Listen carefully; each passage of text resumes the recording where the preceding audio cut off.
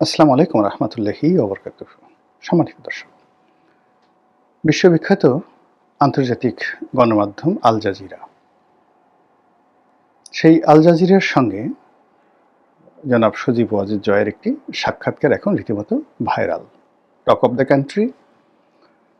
এবং সেই যে সাক্ষাৎকার, সেই সাক্ষাৎকারে তিনি যে সকল বক্তব্য দিয়েছেন সেগুলোর ভিডিও ক্লিপ, অডিও ক্লিপ, ছবি, এগুলোতে সামাজিক মাধ্যমে রীতিমতো ঝড় চলছে। প্রথমে দুই একজন ঠাট্টা করার চেষ্টা করেছিল, কিন্তু ৯৯% মানুষ জয়ের এই সাক্ষাৎকার আল জাজিরার সঙ্গে ইতিবাচকভাবে নিয়েছে। সেখানে জয়ের বডি ল্যাঙ্গুয়েজ, তার ড্রেস কোড অর্থাৎ তার যে পোশাক, তার পোশাকের কালার কম্বিনেশন, তার হেয়ার স্টাইল অর্থাৎ তিনি যেভাবে চুল কেটেছেন, শেভ করেছেন, যেভাবে বসেছেন, পায়ে যে জুতোটি পরেছেন শো, তার কালার, তারপরে যে মোজা পরেছেন, সক্স, সব মিলিয়ে একেবারে জুতোর তলা থেকে শুরু করে একদম মাথার চুল পর্যন্ত সব কিছু নিয়ে চুলচেরা বিশ্লেষণ চলছে সামাজিক মাধ্যমে। অনেকে বলার চেষ্টা করছেন যে না, এটা অ্যাটিটিউড, বাপের বেটা, নেতা হওয়া তো এরকমই হওয়া উচিত। তৃতীয় বিশ্বে তো এই ধরনের স্মার্ট লোক একজনও নেই। আমার কাছে মনে হতো যে কাতারের যে বর্তমান আমির, তিনি এই আমির হিসেবে দায়িত্ব পালন করার আগে কোট টাই পরে তিনি যে সকল ছবি তুলতেন, ঠিক সেখানে নিদারুণ একটা স্মার্টনেস ছিল। বারাক ওবামা, বিল ক্লিন্টন, তাদের পোশাক পরিচ্ছদে অসাধারণ স্মার্টনেস ছিল, বা এখনও আছে। তো সেই দিক থেকে মানে জয়ের যে অভিব্যক্তিটা ফুটে উঠেছে ওই ছবিতে, অর্থাৎ আল জাজিরা সাংবাদিক, তিনিও যথেষ্ট স্মার্ট, ইন্ডিয়ান জেন্টলম্যান। তার পোশাক, তার ড্রেস কোড, তার বসার ভঙ্গি সব মিলিয়ে অসাধারণ। মানে ওই আল জাজিরার সাংবাদিকটিও যে কোনো মানে যাকে বলা হয় সাংবাদিকের জন্য অনুকরণীয় একটি মডেল হতে পারেন আগামীতে। এরকম স্মার্ট সাংবাদিক খুব অল্প দেখা যায়। এবং তার বিপরীতে যেভাবে জনাব সজীব ওয়াজেদ জয় বসেছেন, এটি এখন রাজনীতির জন্য মডেল হয়ে পড়েছে।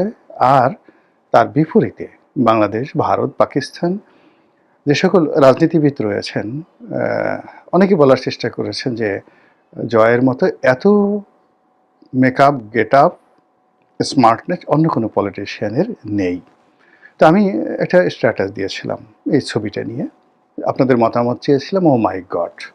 মানে আমি যখন এই ভিডিওটি করছি তখন দেখা গেল যে প্রায় 50 লাখ লোক এটি দেখেছে খুব অল্প সময়ের মধ্যে। প্রায় 1.25 লাখ লোক লাইক দিয়েছে, 20,000-এর উপর কমেন্ট হয়েছে, আর শেয়ার যে কত হয়েছে আমি বলতে পারবো না। তখন আমার কাছে মনে হলো এই বিষয়টি নিয়ে ভিডিও করা উচিত। এখন সেই ভিডিওটি কি জয়ের দালালি করব, জয়কে তেল মারবো, আওয়ামী লীগের দালালি করব, নাকি কি করব? দালালি করাটা আসলে আমার কাছে কেন যেন কখনো হয়ে ওঠেনি। ফুটফাট অনেক কথা বলেছি, কারো পক্ষে গিয়েছে, বিপক্ষে গিয়েছে, আর যে যার মতো করে এটাকে মূল্যায়ন করার চেষ্টা করেছে। তো কাজেই এই যে জয়ের যে সাক্ষাৎকার, সেই সাক্ষাৎকারের বিষয় নিয়ে, তার ছবি নিয়ে এই মুহূর্তে বাংলাদেশে এত মাতামাতি হচ্ছে কেন, এটার সাইকোলজিক্যাল, মনস্তাত্ত্বিক বিষয় নিয়ে প্রথমে আলোচনা করি। প্রথমত হলো যে জয় বা তার পরিবার, তারা তো বাংলাদেশ থেকে উচ্ছেদ হয়ে গেছেন। এই 17 মাসের মাথায় তাদের নাম গন্ধ বাংলাদেশে আসার কথা নয়। তাদের চেহারা দেখলে আমাদের বমি হওয়া উচিত, তাদের কথা শুনলে আমাদের গায়ে কিড়বিড় কিড়বিড় করা উচিত। তাদের কথা যদি কেউ আমাদের সামনে বললে মানে মুহূর্তের মধ্যে আমাদের মুখ ফিরিয়ে নেওয়া উচিত। এই তো হওয়া উচিত। যে ন্যারেটিভ গত 17 মাসে আওয়ামী লীগের বিরুদ্ধে, শেখ হাসিনার বিরুদ্ধে, জয়ের বিরুদ্ধে তোলা হয়েছে, 15 লক্ষ কোটি টাকা পাচার করা হয়েছে, হাজার হাজার মানুষ মেরে ফেলা হয়েছে, দেশের 12টা বাজিয়ে দেওয়া হয়েছে। তো এই বাইরে তাদেরকে যারা পরাজিত করেছে তারা এখন রাষ্ট্র ক্ষমতায়, তো সেখানে তাদের নাম আসবে কেন, জয়কে নিয়ে এত মাতামাতি হবে কেন? এটার মনস্তাত্ত্বিক কারণ কি? কারণটা হলো, প্রথমত এখন যারা আছে তাদের ব্যাপারে জনগণ খুশি নন। 2 নম্বর হলো যে জনগণ এখন যারা আছেন তাদের কাছ থেকে যে আশা করেছেন সেখানে বারবার আশাভঙ্গ হয়েছে তাদের। থার্ডলি হলো আগামীতে যাদের ক্ষমতা আসার সম্ভাবনা তৈরি হয়েছে তাদের ব্যাপারেও জনগণ কোনো ভালো কিছু কল্পনা করতে পারছে না। তো এই ক্ষেত্রে মনের ঝাল মেটানোর জন্য নিজেদের রাগ এবং ক্রোধ মানে দেখানোর জন্য তারা মডেল হিসেবে জয়কে সামনে নিয়ে আসছে। এটা যে শতভাগ জয়ের প্রতি তাদের কারো আনুগত্য আছে, প্রেম আছে, ভালোবাসা আছে, নট লাইক দ্যাট। মানে জয়কে সামনে এনে মানে প্রতিপক্ষকে তারা দমন করতে চাচ্ছে, প্রতিপক্ষের মনে ঈর্ষা তৈরি করতে চাচ্ছে। এটা একটা সাইকোলজিক্যাল ট্রিটমেন্ট। যেমন দেখা গেল যে সতীনের ছেলে দেখলে যেভাবে মানে মানুষের রাগ হয়ে যায়, তো তদ্রূপ এখন জয়কে নিয়ে, শেখ হাসিনাকে নিয়ে, আওয়ামী লীগকে নিয়ে কোনো কথা বললে বর্তমান সরকারের যে একটা রাগ হবে, ক্রোধ হবে, এবং এটা দেখে এই সরকারের ব্যাপারে যারা হতাশ তাদের মনে খুব আনন্দ লাগবে। এই কারণে এই জয়কে নিয়ে এই মুহূর্তে মানুষের মনস্তাত্ত্বিক, এটা মানুষ বলতে কি আওয়ামী লীগের বাইরের মানুষ, আওয়ামী লীগের লোকজন তো মরে গেলেও জয়কে ভালোবাসবে, শেখ হাসিনাকে ভালোবাসবে, বঙ্গবন্ধুকে ভালোবাসবে। আমি আওয়ামী লীগের বাইরের লোকের কথা বলছি, আমজনতা।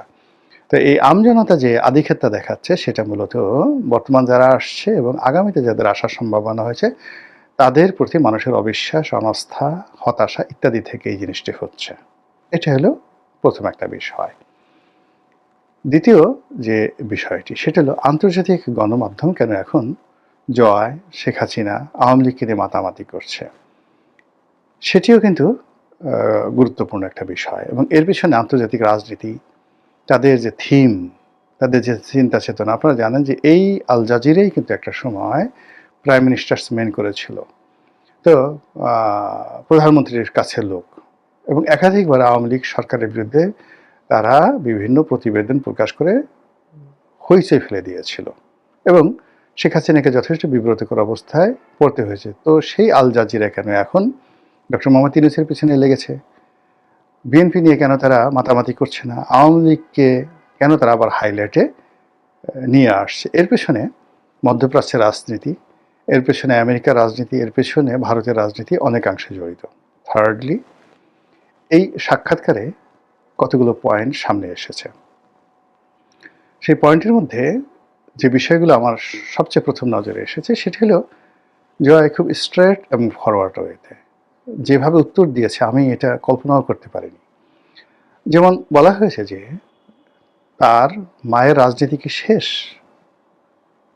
তিনি বলেছেন সম্ভবত শেষ, কারণ তিনি এখন বৃদ্ধ হয়ে গেছেন, তার বয়স হয়ে গেছে। এই যে সাহস, এই শক্তি, এই কথাটি যদি জনাব তারেক রহমান সাহেব 2018 সনে বলতে পারতেন জয়ের মতো করে, তাহলে বেগম খালেদা জিয়ার জন্য অনেক ভালো হতো এবং তাকে সম্ভবত জেলে যেতে হতো না। যখনই তাকে ক্ষমতার কেন্দ্রে রাখা হয়েছে তখন আওয়ামী লীগের যত রাগ ক্রোধ বেগম জিয়াকে নিয়ে চলে এসছে। বেগম জিয়া যদি বলতেন যে আমি রিটায়ার্ড করলাম, এখন থেকে আমার সব রাজনীতি জনাব তারেক রহমান সাহেব দেখবেন, তাহলে তাকে জেলে যেতে হতো না, শিওর। তো সেই জায়গাতে হঠাৎ করে জয় এই যে একটা সিদ্ধান্ত দিলেন, বললেন, এটার পিছনে তার ডিপ্লোম্যাটিক নলেজ, দলের যাকে বলা হয় গ্রুমিং, নাকি তিনি তার যে ভিতরে যে অন্তর্নিহিত যে ক্ষমতা সেটা থেকে বললেন, এটা আপনারা একটু চিন্তা করে দেখবেন। এই যে তাকে শেখ হাসিনাকে রিংয়ের বাইরে দেওয়া এবং তার যারা রাজনৈতিক প্রতিপক্ষ সেই প্রতিপক্ষদেরকে তিনি নিষ্ক্রিয় করে দিলেন যে তিনি বয়স হয়ে গেছেন আর রাজনীতিতে তিনি থাকবেন না। এগুলো এক।